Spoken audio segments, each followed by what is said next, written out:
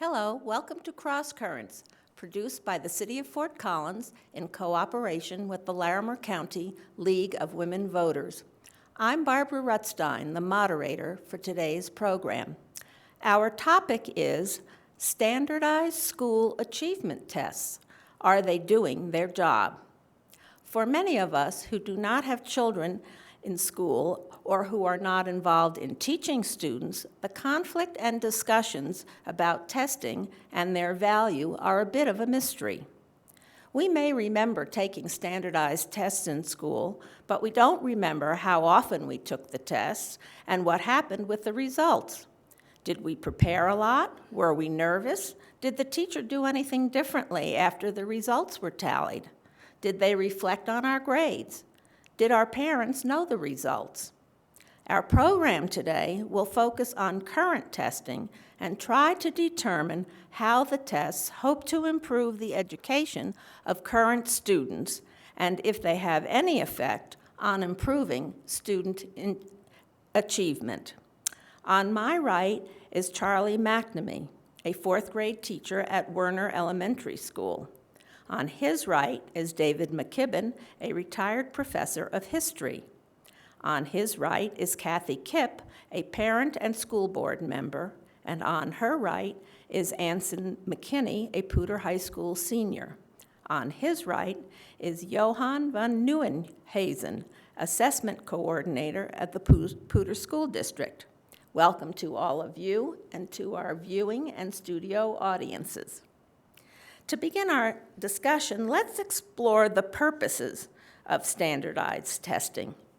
Who would like to start with that? Cathy, from the board's perspective, what does the board want from standardized testing? Well, I think overall there's two purposes of standardized testing, and the purpose that I think we're most interested in a lot of the times is to see if it can inform instruction and make our teachers more able to meet the needs of our students. And I think that was our primary goal as a school district. I think standardized testing holds a system accountable, though. And what I mean by that is that it measures really more if a whole system is being successful in the education of a body of children. And in addition to that, of course, we measure subgroups so that we can try and make sure that we're meeting the needs of all students.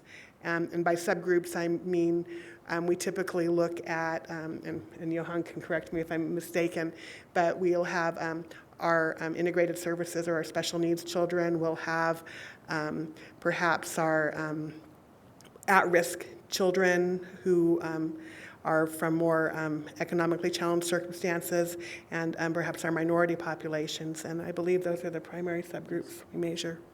Okay, and are there any policies made on the basis of the results of the tests?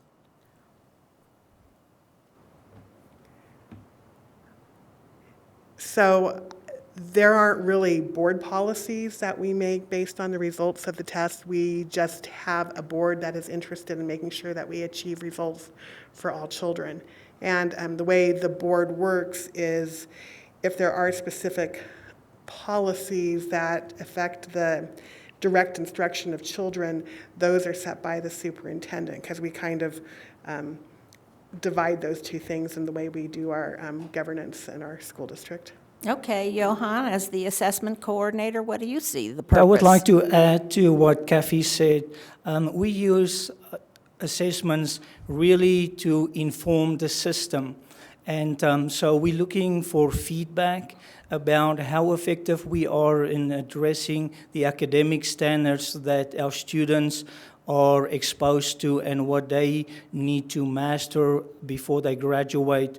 We believe in Colorado that our academic standards are very rigorous and rich and compares very well not only with other states but with other countries as well. So we have a lot of input in terms of how the standards were created, and we adopted the standards a couple of years ago And so the standardized testing is really a measure of how well our students are doing in terms of mastering those skills and knowledge. And the Board of Education used that data from the state for systematic improvements. For example, we had previously board goals that was really focused around academic success, and that is driven by the data that's arrived from the state assessments. And going forward with the new board ends that Poudre School District is exploring is really also about not only the academic success, but it's about connectiveness, it's about going above and beyond the standards, because we want to look at holistically what students can do and know, and are they prepared for post-second workforce readiness. Part of that is the academic preparedness, but we know that it's only one piece of the evidence. There are more than other components, for example, 21st century skills, problem solving, critical thinking, work ethic. Are you just a good moral person? All of those things. And we know that's important, but not all of those things are measured by the standardized tests that we are currently exposing our students to. Okay, David, do you have a different view? Somewhat. I have a question that has been bothering me. On these standardized tests, do the students have any access to the test after they've been graded? No, they don't. How do they know? How do they know what they've missed and what they haven't? Well, in terms of access, they do not know exactly the item specific, but they do get very specific reports that will tell them which component of the subject that they, how well or not well they did on that specific component. So for example, in science, you may break it down in how well did you do in the chemistry piece, or in the biology piece, or in the earth science. So with the new assessments and the new reporting coming out, we do get valuable data that is broken down differently than just you have mastered, so this is the percent proficient or advanced, or this is, you got half of the items right or wrong. You get very specific, detailed information with the new assessments and the new reports as created. Okay. And the teachers, do they get to look at the student exams at all? No, they don't. But Okay. once again, they do get the detailed reports that we analyze. Yeah, right, and right. yes. But the test is given across the school board, across the school, right? Across the school. And so how do I know that my students and some other teacher's students are, how they're performing? Well, we do get different data, so starting from a student level, obviously, because we want to know how well Anson did on the test, but then also we break it down in terms of grade level specifics, and then obviously schools are compared with other schools, and then districts are compared with other districts in Colorado. Right. And now going forward with the new Common Core, we will go so far as having evidence and data to compare one state versus another state in terms of performance and growth. Okay. I would add that one frustration for teachers is that we don't get the results from these tests until the following summer. So it's months after those kids have left my room. So it doesn't really help me to change my instruction for those students. What I can do is look at general trends as to things that I think I might need to teach differently next year, but it doesn't help me individually with those students. We do pass those test scores on to the next teacher, and they'll get a chance to look at those, but different curriculum, different age, different time. So that's a frustration that teachers have.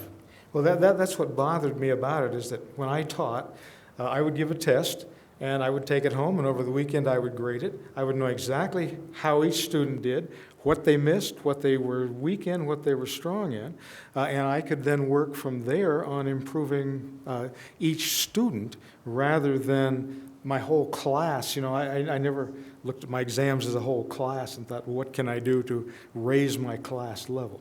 And so that's that bothers me a little bit. But that's the difference that I see between a subject area Yeah. and like fourth grade, right? Because if you're teaching, I don't know, European history, or I'm teaching Spanish, we can look at it over the weekend and see what the weaknesses are. But if we give the SAT in Spanish, then we can't really find out. And I think that that's the difference between an individual teaching giving a test in your class in some subject, and that you do see. It's the standardized one that you don't have the information on. Is that correct? Right. The formative assessment that I would give in my class to my fourth graders that I would correct after school that night, that can help me change immediately and target individual students immediately.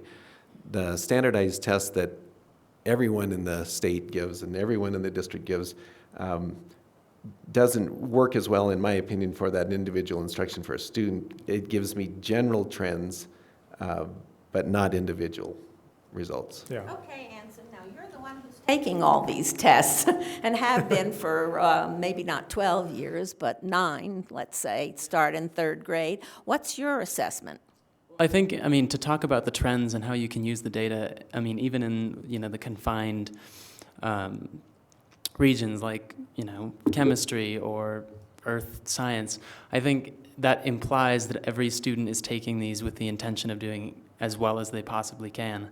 And I think a big problem that no one really seems to be thinking about or addressing is that many of these students, since I had been taking the tests, used it as, a drawing pad. They drew all over the written lines.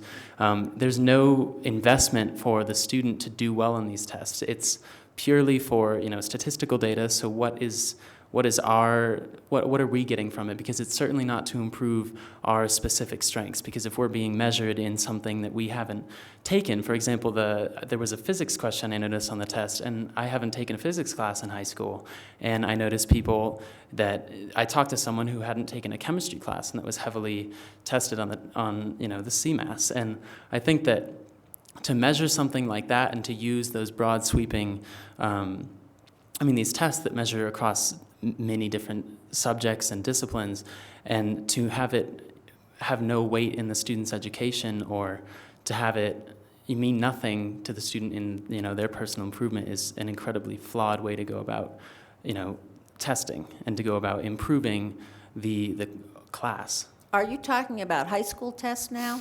Any SAT, combination. ACT? That seems to have different weight, at least with me, because it's directly tied to my future education in college. And those are, while those tests can often hit on some of the same problems where they're multiple choice and things like that, they're definitely tied. I have a much more personal investment. So I go out and I study for the ACT and I study for the SAT subject tests. Whereas when I go into the CMAS, it's more, I went to bed at 9 last night, and I haven't opened any practice tests because there's no personal investment for me to do well. Now, what about in lower grades? The same thing. Can you remember applies. that long ago? Yeah, and I always bought into the fact that this is tied to your teacher's salaries, and this is if you do well on this, the school does well, and so I took it seriously. But I witnessed people all around me, saying it doesn't really matter. Why should we bother? And I always responded with that, the same words that I was told by my teachers and by the people that wanted me to do well on the tests. And I think only recently has, the question been coming up that why is this necessary?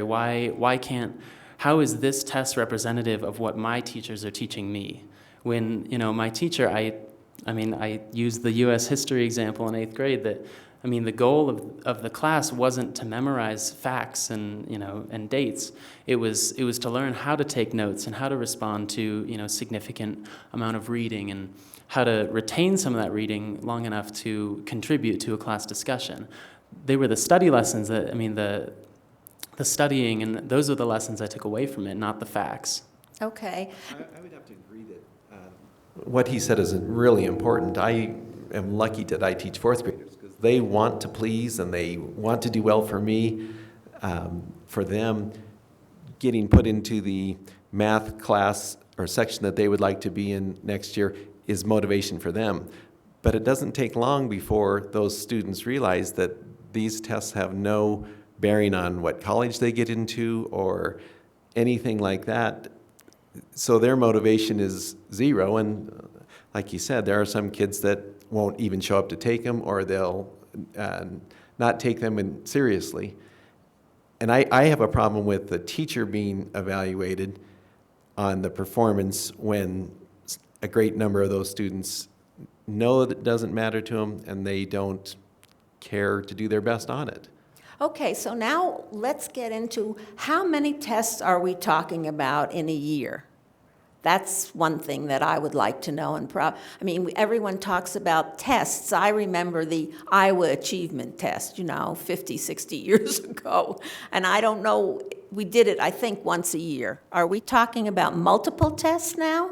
Yes, I will give you the correct amount in one sec, but I would like to respond to both Charlie and what Anson Sure. said. At this point in time, I agree with Anson in terms of the ACT weighs more because we know that that's been used as a body of evidence for placement and post-workforce readiness, and maybe used at different colleges for entrance, right? So the Colorado Department of Education adopted a new policy that going forward that the new standardized assessments would become like the ACT, and that can be an avenue, part of a menu to show that the student hitting a few benchmarks, one of them being the ACT, AP, IB, and now CMAS, will be part of that evidence that the student is ready to be admitted at a post-secondary institution. So down the line, that will be maybe one of the assessments that will do exactly what ACT is doing right now. But to answer your question in terms of how many assessments, this current school year, in terms of the literacy and mathematics, we have for elementary a first round that's created by PARC. PARC is the consortium that created a common core. It is going to include 3 literacy units for grades 3, 4, and 5, and 2 mathematics units in round 1, which is called the performance-based assessments. The performance-based assessments would be our longer assessments in terms of responses like essays and asking students to use textual evidence to support their answers and so on, and that is going to be graded by humans. So therefore, we have to do it after 75% of the instructional year.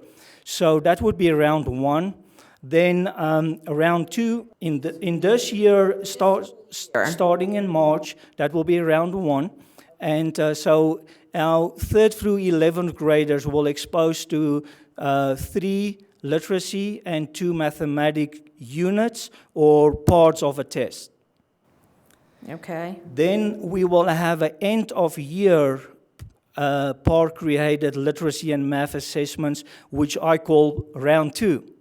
And round 2 would be 1 literacy for elementary schools, 2 units for middle and high school, and then 2 units for mathematics, 3 through 11th. So many different sections or units in literacy and mathematics. Remember, this is the first time that 11th graders will be exposed to the literacy and the math assessments as well. In addition to that, we have 4th grade, 7th grade, and we already concluded the 12th grade assessments in social studies. The 12th grade took that in the fall, but in April, the 4th and 7th graders will do social studies, and then 5th and 8th grade will do science, and that is 3 parts or 3 units per content area. So 3 units mean that's So- 3 sections of one test, Yeah. or every month they'll take a different unit? It would be, for example, 4th grade social studies. There will be social studies unit 1, then unit 2, and then unit 3. So it's 3 different tests.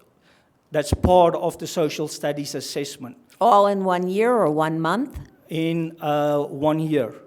Over the year? So 1 in September, 1 in December, and No. 1 in March? It depends on how the school schedule it. It can be all 3 units in one day, or 2 units and per day or one per day. So it depends on how they schedule it. But in this window, which is a 3-week window for the social studies, science, and science, social studies and science would be, so it's 3, and they have to do 3 science and 3 social studies. But they have to do 5 literacy and 4 mathematics, depending on the grade levels. Now remember last year, TCAP, we had 6 in literacy. We had 6 literacy components or units, and 3 in mathematics, and then 3 in science. So the additional assessments would be in 11th grade, especially in 11th grade, because they haven't done it before. Wow. Well, now, I wonder if anybody has an idea why it's so much.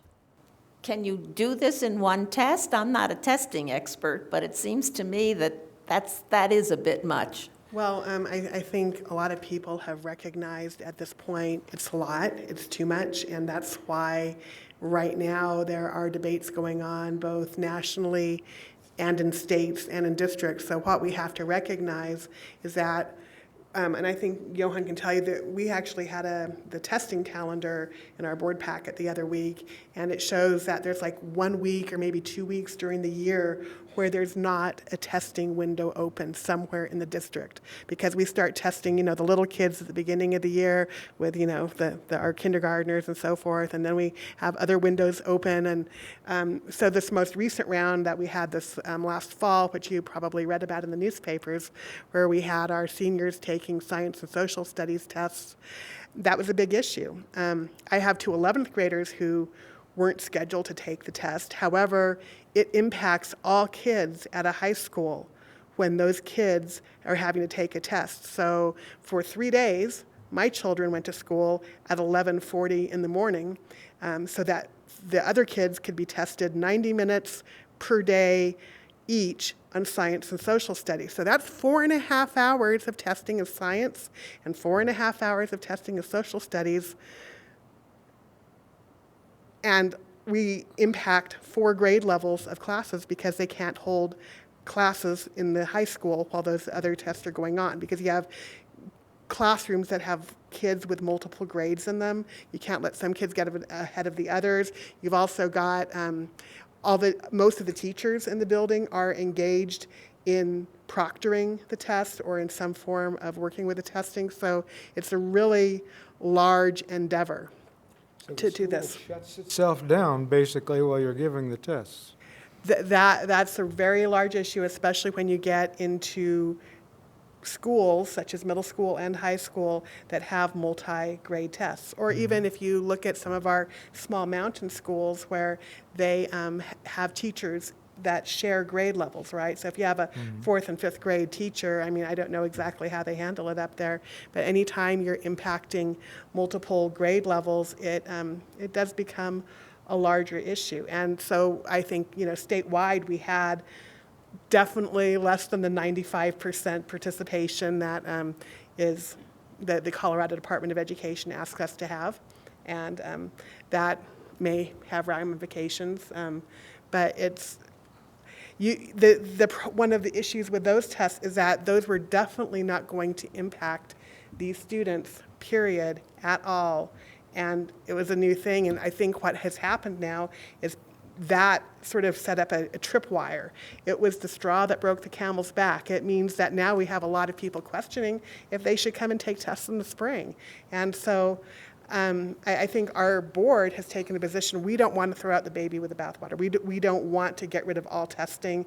We don't think that's the direction we should be looking at, because we do think that there's some value in measuring growth. But as we talked about, or the district talked about when you guys did your assessment, you said, a 5th grader in math has to take, 4.5 hours of testing for math? Why not? Why isn't it 2 hours? I have people come to me as a school board member and say, I have to be certified in whatever it is. And I go and I have to take a test for that. And the test is an hour. And I'm getting certified to do something professionally. Why is it that our students should be having to take this much time to take these exams? So I think I think there's a general recognition right now that it's gone too far, and so now there's going to be some dialing back. And I think the question is, how far back is it going to come? Now, are these tests we're talking about what they call PARCC, P-A-R-C-C? I think that's what it's called. That's the consortium that created the assessment, yes. Yes. So there's an umbrella, okay? There's CMAS, which is the Colorado Measures for Academic Success.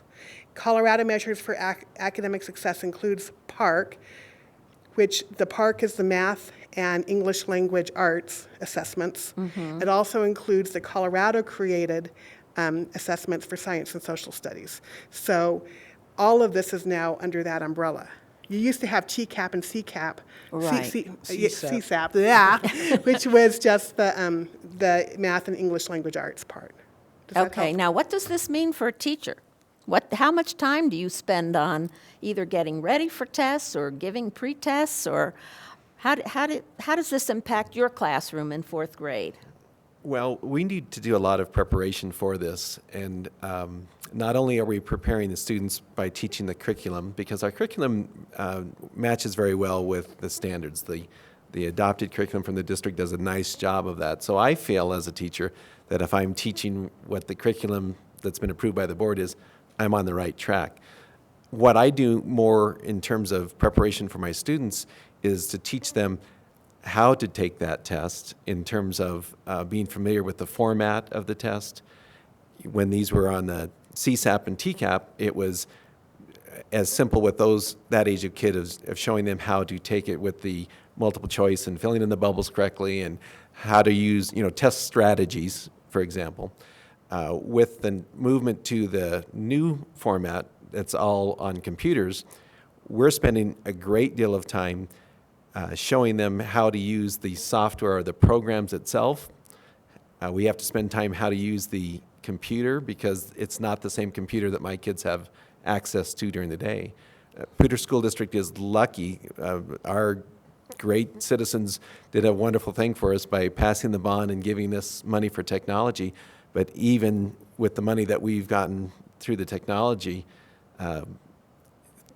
it's a lot of equipment that has to be purchased, and we don't have enough computers right now so that I can give my fourth graders their test at the same time the fifth graders are taking their test. They have to take theirs all at the same time, so all those laptops are being used currently for the fifth graders to take their science test, for example. Then at another time, I have to use those same computers, so they have to come to my room, and my fourth graders will take their social studies test, for example. I have to have time when I can have their laptops to show my kids how to use them. Otherwise, they'd never have been exposed to the machinery that they would need, the hardware they would need to take the test. So there's a great deal of just that practicing with the equipment that needs to take place. As we purchase more technology, some of those problems will be eliminated, but right now that's a huge issue. The third grade also has to be factored into that, and we've got this 3-week window when the 300 kids at Werner Elementary are going to have to be taking that test, and the testing session, one session, I think is prescribed right now as to be about 75 to 90 minutes, depending on the unit, but you can't walk in and give my 25 fourth graders, my 9 and 10-year-olds, a computer and say, open up, we're starting the test right now.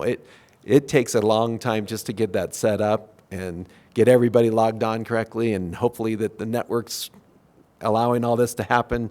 So that 1 hour session realistically is going to take the entire afternoon or, a 2-hour window out of my instructional time to achieve that. And you don't have in your instructional time or allowances for all of this. It just says you have 90 minutes to give this test. And I don't know how your curriculum works, but let's just say it's not given time off for the test in that sense. Right. I still have to keep teaching. Keep covering right. everything. Keep- Yes, yeah. yes. I want to add on what Charlie is saying. That is true that with the new technology, obviously, we need to expose our students to the sample items and the new program that they will use. But our vision for Poudre School District and what we're advocating for is that we will not stop teaching and then just do test prep for 3 weeks and just spend time on the sample items. But we would like it to be a seamless interaction, meaning that while Charlie is doing the social studies unit, that he will incorporate some of the sample items that pertains to the topic that they are discussing, so that in the end, when the students really sit down and take the test, that they are used to practicing and they are used to responding verbally or electronically to the prompt. And so I know, for example, Shepherdson Elementary, they do a lot of working with the technology in the classrooms and do Google Docs and let kids type and respond electronically, so that at the time when they do take the test, that it feels natural for the students. So we really are not advocating that, say, stop teaching and just do test prep. We would like the seamless interaction. But it is true that it will take time, especially in the beginning. You know, this is the second round of electronic testing. I mean, last year we did 4th grade and 5th grade, 7th and 8th grade for the first time. So, and the first time with everything, it is hard, it takes time. Electronics do not play well every time. You have wireless issues and all of that. So we have to deal with those challenges. But I want to say that it will get better. You know, we participated in the field testing, and at the end of the test, there were a survey, and we asked students how do they feel about the new format of testing. And I would say the overall response in Colorado, students feel that this is the new way of the 21st century, right? So they are connected, they are technology citizens, and they use that on a daily basis. So I can see the type of questions and the responses look so much different than just the paper and pencil test from just 3 years ago. So I can see that over time that we will engage students and we will have more interactions. If you look at the items, will get better. The simulations will get better, and it will really prompt students not only to reiterate and memorize facts and just tell us, you know, what is the date some event happened, but really about listening. For example, in the literacy assessment, starting now in the spring, would be students will watch a piece of, let's say, an interview between somebody that is on television, and then they will have to respond and come up with critical thinking. So there's not a right and wrong answer per se. It would really test the reasoning skills and the critical thinking and so on. So I think the new battery of assessments will change the thinking and so on, and testing students in a different way. But we know that there are many challenges in terms of the time. I agree with Cathy. The question is, do you really have to play 18 holes of golf to determine if a person can hit the ball, putt, and drive well or not? Can you shorten that to a 3-hole or a 6 holes? And that's what we're grappling with right now. Because if you look at the number of standards by itself and the content that's involved, at this point in time, it takes a long time to really capture and put assessments together to see if a student really knows the skills and the content very well. So that's what we are grappling with, is how many items, how much time we need to spend. Do we need 5 units or 3 units? Can you get the same information using 1 unit? And I think over time it will get better. But at this point in time, in this spring, we have a lot of testing. And what she did forget to mention and add on, which I really want to emphasize, is in addition to all these assessments, we have alternate assessments because we have students, special population with special needs, and they have one-on-one assessments. And that is more time-consuming than a classroom where you have one proctor for 30 students and they can do it simultaneously. One-on-one assessments really are time-consuming. And so just want to add that extra layer of concern and additional challenges on the system. Okay. Gosh, it really seems very complicated. How do you quantify these new tests? You say you sit down and you have them analyze something and to see what they think this way or that way. How do you quantify that so that you can show that your school is better than some other or moving up or this or that? Well, first of all, there are two components to it. A group of teachers, educators, content specialists come together at the end of, this would be the first time that we are administering these tests. So what they usually do is standard setting, which means that a committee of experts in a room over a couple of 3 days sit together and determine what is right, what is wrong, what's good, where is the cut line between the levels.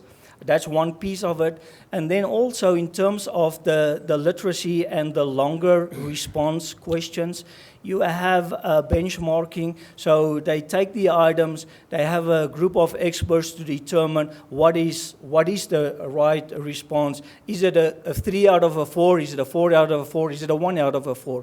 So I think that is what you're alluding to. So you have a group of experts that will determine what is the benchmark, and then you have obviously human graders that sit in the room, and that's all they do after they've been trained on what is the right response based on what the experts tell them. And they go through every one of these tests, or just certain ones?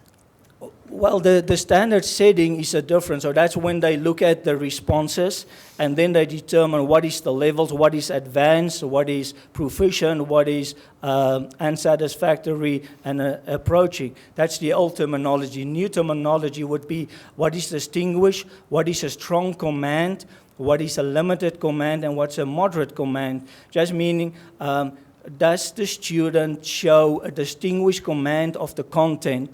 Now, obviously, we know that the limitation of any test is you cannot include all the questions to ask a student whether they know the Algebra 1. So you have to always use a subset, and you hope that the subset will give you enough evidence to show that the student have some knowledge and some basic mastery of the skills. Well, if I could just say that one of the advantages of the computerized tests should be, as we go on in time, is that a lot of them we should be able to get some of the results back a lot more quickly. So, one of the complaints at the beginning of the session was that teachers don't get the results until the following year and aren't able to make use of it. And I'm not saying this is going to be true for all of it, because there's always written essays which are different. But for some of those results, when they can be done immediately on the computer, you should have a much faster turnaround time for the teacher. So that's one of the hopes with the technology. Yeah, and I think that's very important, because otherwise it just doesn't seem to help much in the instruction process, it would seem to me. Right. No. Right. But I'd be curious to know from our student, Right. Yes. how do you find taking these electronic tests? Well, I think it's definitely a step in the right direction, in that we're trying to, utilize a lot of the technology that we've been lucky enough to have. But I think that the problems that come with it really outweigh the benefit as of now. And I think for a while, just because, we came into the class, and the first day that we were testing, we spent at least an hour just trying to figure it out. And several people had to leave the classroom, go to a computer lab, and there were 5 people in the room being paid to stand there watching all of these technological problems, play out. And I think a big question that I was thinking about, especially, this kind of is tangential, but that you're describing all of these processes and all of these different levels and these analysts that go through and grade the tests, but the question of how much money is being put into this test that many people consider to not give valid enough data is a big concern, that we're paying 5 people to come and stand in a room, and that we're paying for these number of computers and these number of backup labs and just people being transferred from building to building to try to administer these tests, how much money is being poured into this test that could be put towards the student's education, and how much are we paying to benchmark the quality of the education when we could just be improving it by putting that money into other areas. Yes, and one of my questions is, how much of this is federally mandated? I mean, do you have a choice in Poudre R1 to say, we're not going to give 3 lit and 2 math, we're going to give 1 lit and 1 math? I would like to respond. At this point in time, the answer is no. We do not have a choice. The federal requirements, and remember that we do receive a lot, millions of dollars. So it's part of the carrot and the stick, right? So at this point in time, the problem is not following the federal minimums per se, but Colorado, in addition to that, added on. For example, the federal minimum for literacy and mathematics is 1 test in high school, and the feds consider high school starting in 10th grade. So they're saying 1 math test, 10, 11, or 12th grade.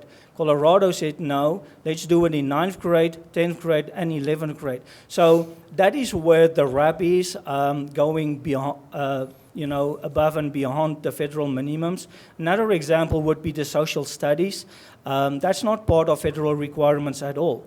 But Colorado educators advocated, and they really wanted to have a standardized test. So Colorado has now 1 social studies test per grade span, so 1 in elementary, 1 in middle school, and 1 in high school. I think it's foolish that it is a 12th grade assessment. At this point in time, I agree with Anson. The timing and the meaning of 12th grade assessments it is questionable. So that's why the Poudre School District really reviewed the assessment calendar, and we made strong recommendations via Nancy Teles, which is a board member that's sitting on the assessment task force that is also investigating and doing research and making recommendations ultimately to the State Board of Education. And that's what... To the legislature. Legislature. Yeah. So once again, it is going above and beyond the federal minimums. But at this point in time, part of the federal requirements, because we're receiving money from them, is not only the battery of tests, but 95% of test participation. Yes. And that's why it is critical that we do motivate our students to participate and take the test, because there are penalties if a district or a school do not have the 95% participation rate. But Okay. So you make the students feel guilty if they don't take the test because they're hurting the school financially? That's what it sounds like you're saying. Well, that's... If I don't take the test, then we're losing money and it's your fault. Anson's fault. You're losing money for the school here because you're not taking the test. Is that what you're saying? I'm just saying that this is the requirement from the Fed. It sounds but like you're it. measuring Well, that's what it Oh. sounds like Yes, to me. yes. Now let's go to the audience. You have a question. Yeah, I'm Greg Grody, and I want to compliment Anson, very well-spoken young man, and if you're the future of our country, we're in good shape. And I would like to ask the panel, you kind of alluded to it just in this most recent conversation you just had, but if the test scores, they do affect a school's rating, a teacher's rating. If the students aren't buying into it and they're perhaps not providing their best efforts, what can we do to motivate them? I heard the suggestion that perhaps, your words, perhaps guilting them into it. Are there other things that we can do that make it so that students buy into doing the best they can on these assessments? Well, who has some suggestions? Well, so what's going on right now is there's a really big conversation. I guess a little bit of history on it. There was a Senate bill passed a few years ago called SB 191, which is the Educator Effectiveness Act. And what that act has said is that ultimately, and it's not being fully implemented this year, I believe. Well, I don't know what's going to happen next year because right now everything's in flux. But the theory is that as time goes on, 50% of a teacher's evaluation will be based on basically the test scores of their students. We've implemented it a little bit differently in the Poudre School District just because, say you have a PE teacher, are you going to grade a PE teacher on math and English language literacy scores? That's not really an appropriate thing to do. So we've got a whole additional set of criteria that can be used for other teachers in other situations. But right now, this year, we were allowed to choose as a school district, because we're still in the implementation phase of having either between 0 and 50% of a teacher's evaluation being based upon those scores. Our particular district chose 0. Right now, there are bills in the legislature that are proposing to cut it down to, say, 15%.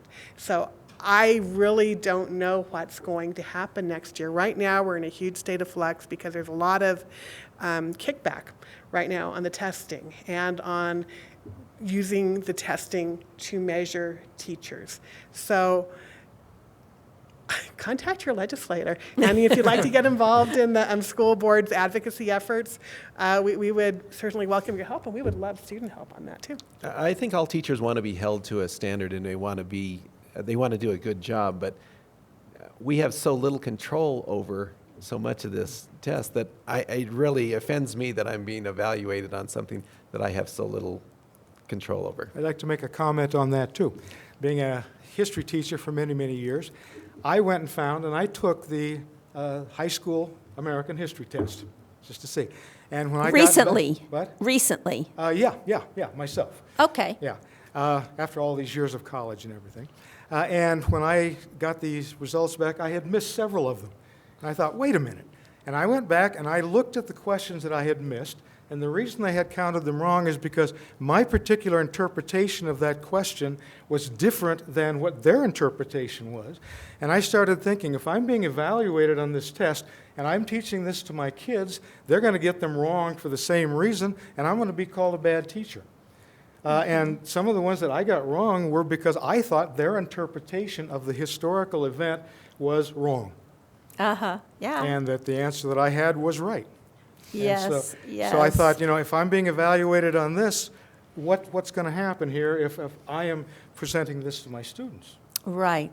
Yeah, it sounds very complicated, and I think that Overly the complicated. idea of evaluating teachers on the students' test results, especially when the students at some age are not buying into them, is really unfair. And again, how can you put a guilt trip on them? Yeah. Well, and I believe the school districts and schools are not allowed to punish students for not taking tests. You can't do that. I mean, kids good. are all required to take them, but But some both the school and the teacher some is kids- punished. But some kids if they show don't. up and they just sit there. I mean, one thing that they're talking about as far as new graduation requirements that would start in a few years would be a whole menu of options. And I see it, again, it wouldn't affect the elementary, but in the high school students, if you got such and such a score on those standardized exams or the ACT or a variety of other things, that would count. It's sort of saying you have to pass one of a list of tests in order to graduate from high school. I don't know if that will continue to be the case. That was part of legislation that was passed a number of years ago, but we have new legislators who are interested in not pursuing those things, so I'm not really sure where it stands right now. So does anybody have an idea of a way that we could do one test in each grade level, let's say in April, to see how much the students had learned, and it would be enough of an evaluation to say, yes, they are learning what they're supposed to be learning? Yes, there absolutely are a different battery of assessments. Once again, when we look at the vision for assessments in PSD, one component is the summative state assessments, and at this point in time, unfortunately, because of accountability, there's a lot of negative connotations and a spotlight on the standardized assessments. But the purpose of the standardized assessment as a summative is looking back at how much a student learned in the content area for that particular year or in high school for that grade span. But we know that that is not all assessment should and could do. Charlie referred to formative assessments. Those assessments are the ones that really puts value on a daily basis. It gives us evidence and data that we can use frequently and make sure that A, students are progressing towards mastery of any content area. B, that a teacher is informed using that data and say, okay, half of my class may miss this concept. Maybe I have to reteach this. So that is in the moment capturing evidence of the data and how well students and teachers are performing and then acting upon it. So in the end, it's all about the feedback. But we know that some of our students are struggling, and we want to provide them with the best instruction and interventions we could possibly do. And that's why we need to have diagnostic assessments that will help us to pinpoint exactly which piece in literacy a student is not doing very well on. Is it phonemic awareness? Is it fluency? Whatever the case may be, so that we can put the right program in front of the students for intervention so that they can catch up to their peers. So we want to look at a balanced assessment system that will incorporate all of these components that will give us the evidence and the data we need so we can act upon it. So the purpose of a state assessment is really looking at holistically how well the student masters the content over a year or a grade span. It's not really being meant to be a formative assessment where in the moment we can act upon it, because the data is valuable, but it is not given to us in a timely manner. And the time when we get that, that's when students already progress to a different grade level. But that doesn't mean that the data is not valuable. We use it in terms of comparing districts on. We would not know how well Poudre School District is doing compared to the other 178 school districts if we don't have the data. Why is that important to be able to compare the Poudre School District to every other school district? Because we have to have a benchmark, sir. For what? We need to know where are we doing well and where are we not doing well so we can address it. But what does that have to do with comparing you to every other school system? We have accountability to our taxpayers. We have accountability to our taxpayers. Yeah. Our taxpayers pay taxes. Our kids get educated with that money. And if people don't have confidence that we're doing a good job, they're not going to be generous the way our taxpayers have been and approve mills and bonds to give us further funding for their education, which is really, really important given that we're one of the lowest funded states in the country in terms of education. So we turn it into a big football game or Super Bowl. You know, we do the best we can with what we got. Now, if you really want to end testing, go talk to Lamar Alexander. He's over in the head of the Senate Education Committee in Washington right now, and he'd probably be very happy to get rid of all testing. I don't know. But, I mean, those conversations are going on at the federal and the state level. Yeah, but I've been following them. Yeah. We are required to follow the law. And we don't have a choice in that. So we choose to do the very best job we can and try and make the best progress for our students with the data we have. That's why we have such great data people in our district, like Johan and Dwayne Schmitz, because those guys are able to take a lot of that information and give it back to our teachers, hopefully, to give them, if not information they can use that spring, but at least in the fall. And hopefully you guys, I think the other thing is that Poudre School District acknowledges that these issues are real, and they're working very hard to try to evaluate what's necessary, what's valuable, what's affordable, what's realistic. I, as a teacher, do appreciate the fact that they're not telling me that this is all wonderful and great. They're acknowledging that there's issues and problems, and they're engaging in dialogue with teachers and with parents and with students, hopefully, that they're going to try to make changes to this to make it more realistic. Okay, now I'm with our going to give you legislators. 45 seconds each with the last comment, because we're approaching 8 o'clock, maybe a minute we have here. Tell us how we might arrive at a happy medium for this so that the district knows that the students are progressing and achieving academic growth, and they are reaching proficiency at their grade level or their subject areas, but not being, I think Cathy said, only 2 weeks out of the year where there are no tests scheduled. Is that correct? So where do we find a happy medium? I'm going to let you give a short answer. Everybody give a short answer. I want to say keep reviewing what we are doing, what is working, what is not, and then through our recommendations, really look at how many assessments are needed, how many units, how much time we need to spend on state assessments, and look at the balanced assessment system, because we need the evidence so we can find out what is working, what is not, so that we can improve on our system. Okay, Anson.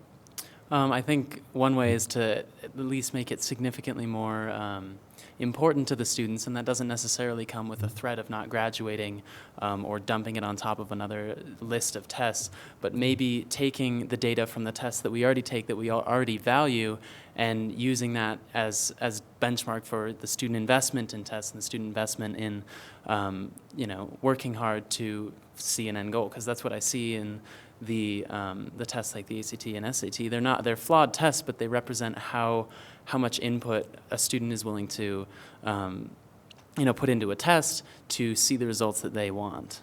Great. Okay, Cathy. Well, I'll just give you the sort of rundown of what our district recommendations are for Colorado to go forth in testing. We would like Colorado to go down to the federal minimums of what's required in testing, which is 3rd through 8th grade in math and literacy, and also once in high school. We'd like the once in high school to be the ACT test, which we would have to, my understanding is, get a waiver for. And I believe Senator Merrifield in Colorado State Senate has introduced a bill that pretty much does that. There's also a science testing component at the various levels too. But that would be a big step in the right direction, I think. And we have a school board that is certainly focused on advocacy to try and help that happen. So Okay. we certainly invite other people to get involved too, because I like hearing from everybody. Okay, David? Well, the reason I was asked here, and my answer is, I would get rid of all standardized tests completely, because standardized tests teach kids the wrong thing. They teach kids that there is a single right answer to every question. That right answer comes from somebody over there, and that my job is to figure out what he wants me to say, or to guess what he wants me to say, and to put it on a test. So I'd get rid of them altogether. Okay, Charlie? I'd find a way to meet those minimum standards, maybe more strategically, like having only a portion of our students in PSD take those, not every child taking every single test, and then use the tests that we have created right here in Poudre School District to help me form my instruction for my students. Okay, good. Thank you very much. This CrossCurrents program will be rebroadcast at various times during the month. Please check your local listings for exact times and dates. Copies of recent CrossCurrents programs are available for checkout at all 3 branches of the Poudre River Library District and at the Loveland Public Library. The video is available at the League of Women Voters website, which is www.lwv-larimercounty.org. Thanks again for tuning in, and thank you to our audience and to our panel. Thank you.